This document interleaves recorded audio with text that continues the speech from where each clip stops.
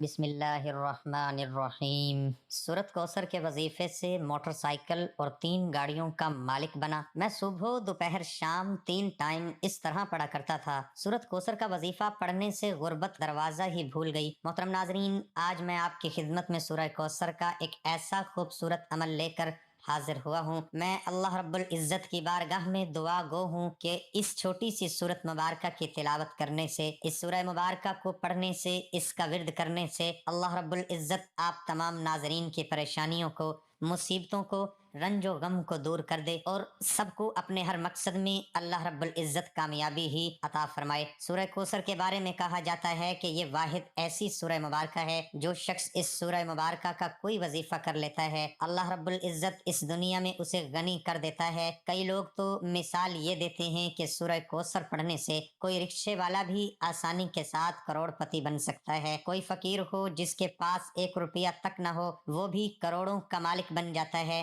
آج میں اپنے تمام بہن بھائیوں کو سورہ کوثر کا ایک خوبصورت عمل بتانے جا رہا ہوں۔ انشاءاللہ اس عمل کی بدولت آپ تمام بہن بھائی بڑی سے بڑی کامیابی بھی حاصل کر سکتے ہیں۔ اگر آپ اپنی ذاتی گاڑی لینا چاہتے ہیں، اپنا خود کا گھر جو کہ اب ایک خواب بنتا جا رہا ہے وہ اگر آپ لینا چاہتے ہیں، یا آپ کوئی کاروبار کرنا چاہتے ہیں، الغرض کہ آپ جس بھی مقصد کے لیے اس وظیفے کو پڑھیں گے، انشاءاللہ اللہ رب العزت اس مقصد میں آپ کو ضرور کامیابی عطا فرمائے گا۔ ناظرین، یہ حقیقت ہے کہ آپ جس چیز کو کثرت کے ساتھ پڑھیں، جس چیز کو کثرت کے ساتھ یاد کریں، اس چیز کا کثرت کے ساتھ نام لیں تو وہ چیز آپ کے دل میں اتر جاتی ہے۔ بزرگان دین فرماتے ہیں کہ جب آپ کے پاس مال و دولت ختم ہو جائے، آپ کے رشتہ دار حتیٰ کہ آپ کے اپنے بہن بھائی بھی اگر آپ سے منہ موڑ لیں، آپ کوڑی کے محتاج ہو جائیں، تو ایسے وقت میں اگر آپ اللہ رب العزت کو یاد کریں گے، اس کا ذکر کریں گے، کوئی سا بھی وظیفہ ہو، چاہے وہ سورہ کوثر کا وظیفہ ہو یا اس کے علاوہ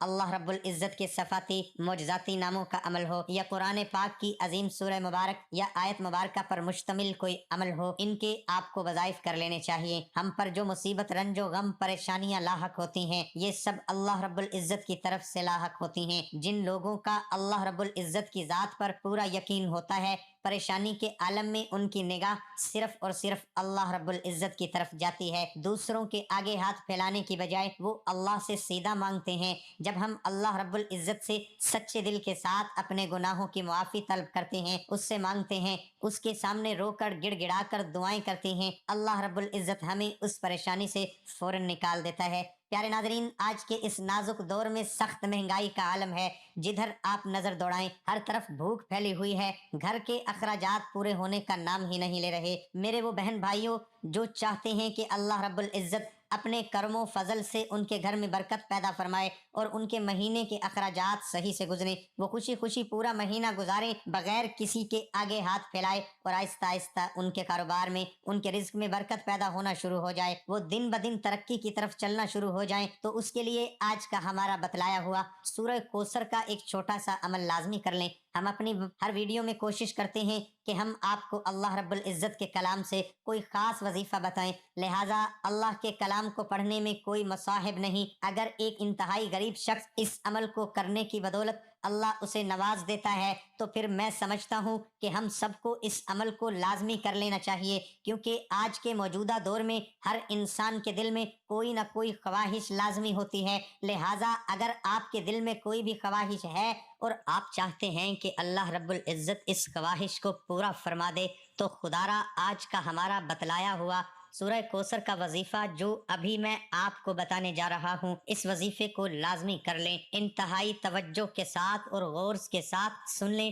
کہ آپ نے سورہ کوثر کا یہ وظیفہ کس طریقہ کار سے کرنا ہے۔ اس وظیفے کو آپ نے صبح، دوپہر اور شام 3 ٹائم کرنا ہے۔ صبح سورج نکلنے سے پہلے 41 بار آپ نے سورہ کوثر کو پڑھ لینا ہے، اول و آخر کم از کم 3 مرتبہ درود ابراہیمی کے ساتھ۔ یہاں آپ کو بتاتا چلوں، آپ نے فجر کی نماز لازمی ادا کرنی ہے، بغیر فجر کی نماز پڑھے اس عمل کا کوئی بھی اثر آپ پر ظاہر نہیں ہوگا۔ کوشش کریں کہ جو ہی آپ نماز ادا کریں، نماز ادا کرنے کے بعد آپ جو تسبیحات کرتے ہیں وہ تسبیحات لازمی کریں، اس کے بعد 41 بار آپ سورہ کوثر اول و آخر 3 مرتبہ درود ابراہیمی کے ساتھ پڑھ لیں۔ یاد رہے کہ جب آپ سورہ کوثر پڑھ رہے ہوں تو جو مقصد آپ کے ذہن میں ہو، جو دل میں ہو، اس مقصد کو آپ لازمی لائیں، بار بار اللہ رب العزت کی بارگاہ میں ساتھ ساتھ دل ہی دل میں دعائیں کریں کہ اے اللہ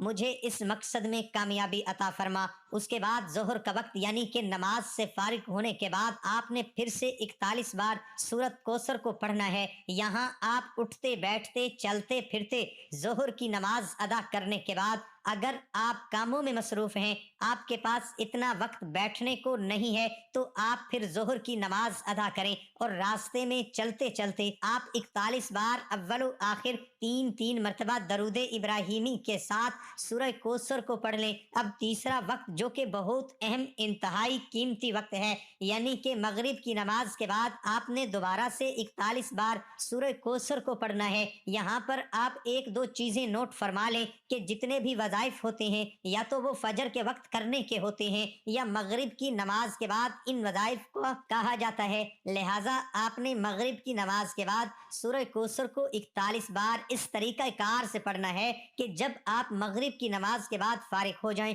تو آپ سب سے پہلے 2 رکعت نماز صلاۃ الحاجات ادا کریں۔ کوشش کیا کریں کہ جب بھی مغرب کے بعد آپ کے پاس اگر وقت ہے 2 رکعت نفل لازمی پڑھا کریں۔ اسی طرح آپ نے مغرب کی نماز کے بعد 2 رکعت نماز صلاۃ الحاجات کرنے ہیں۔ اس کے بعد آپ جائے نماز پر بیٹھ جائیں، خشوع و خضوع طریقے سے آپ نے 41 بار سورہ کوثر کو اول و آخر تین تین مرتبہ درود ابراہیمی کے ساتھ پڑھنا ہے۔ ناظرین، یہ ایک دن کا عمل ہو گیا۔ اسی طریقہ کار سے آپ نے دوسرے دن بھی سورہ کوثر کو فجر، ظہر اور مغرب کی نماز کے بعد پڑھنا ہے، اور تیسرے دن بھی آپ نے اس عمل کو دہرانا ہے۔ یاد رہے کہ جب آپ مغرب کی نماز کے بعد یہ عمل کریں تو اس کے بعد کم از کم 5 منٹ تک آپ نے سچے دل کے ساتھ اللہ رب العزت کی بارگاہ میں دعا مانگنی ہے، کیونکہ اگر آپ نے وظیفہ سچے دل کے ساتھ کیا اور اس کے بعد اللہ کی بارگاہ میں دونوں ہاتھ بلند کر کے دعا نہیں مانگی تو سمجھ لیں آپ کا مقصد فوت ہو چکا ہے۔ آپ کے سچے دل کے ساتھ جو بھی آپ کی حاجت ہے، چاہے وہ رزق کا مسئلہ ہے یا کوئی بھی اور دوسرا مسئلہ ہے، وہ آپ نے دونوں ہاتھ بلند کر کے اللہ کی بارگاہ میں مسئلہ اپنا پیش کرنا ہے۔ انشاءاللہ سورہ کوثر کی برکت سے اور 3 دن کے اس عمل کی برکت سے آپ کا وہ مسئلہ لازمی حل ہوگا، پیسوں کی انشاءاللہ بندش ختم ہو جائے گی، آپ کے گھر میں رزق کی فراوانی ہوگی، اور اس عمل کی خاص بات یہ ہے کہ اللہ رب العزت اپنی ذات کے سوا کبھی کسی کے آگے آپ کو جھکنے نہیں دے گا۔ تمام حضرات نماز کا اہتمام لازمی کریں۔ رمضان المبارک کا بہت ہی نیک مہینے کا دوسرا عشرہ جاری ہے، تو اس مہینے میں جتنا ہو سکے ہم اللہ تعالیٰ سے مانگیں، صدق دل سے مانگیں، انشاءاللہ اللہ تعالیٰ ہماری ہر مشکلات، ہر پریشانی کو دور فرما دیں گے۔ لیکن شرط یہ ہے کہ ہم اپنے اللہ سے صدق دل کے ساتھ مانگیں، سچے دل سے مانگی ہوئی دعا اللہ تعالیٰ کی بارگاہ میں قبول ہوتی ہے۔ نماز کا اہتمام بھی کرے، نماز پڑھنا ہر مسلمان مرد اور عورت پر فرض ہے۔ اللہ تعالیٰ ہم سب کو 5 وقت نماز با جماعت ادا کرنے کی توفیق عطا فرمائے، آمین ثم آمین۔ ناظرین، کمنٹ باکس میں اللہ تعالیٰ کے 99 ناموں میں سے ایک نام ضرور